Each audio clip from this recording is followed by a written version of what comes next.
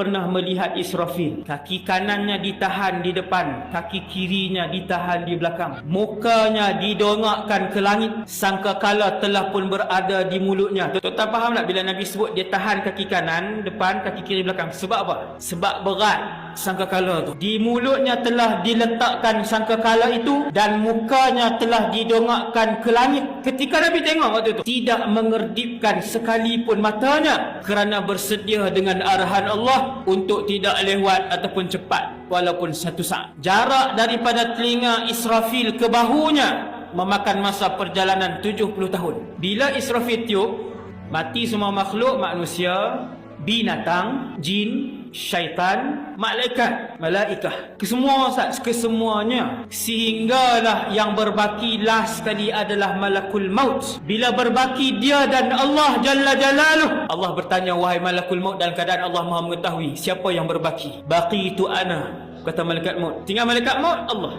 Berbakilah aku, wa baqita antal hayyul ladzi la yamut, kata malaikat maut, dan berbakilah kamu Tuhan yang maha hidup dan tidak mati. Lalu kata Allah, mut ya malakal maut, matilah kamu wahai malaikat maut. Maka ketika itu Allah Subhanahu wa taala kembali kepada keadaan seperti mana sebelum Allah menciptakan makhluk. Ketika itu makhluk yang terakhir kembali Allah Subhanahu wa taala seperti keadaan sebelum Allah menciptakan semua makhluk dulu. Lalu Allah bertanya, walaupun tak ada makhluk, Tuhan sebut dalam Quran cerita ni, manil mulkul yaum, hari ini kerajaan dan kekuasaan milik siapa? Mana yang kata raja puluh-puluh tahun pegang pentadbiran? Mana yang kata Perdana Menteri yang berkuasa lama? Mana yang kata menguasai barat sampai ke timur? Bangun!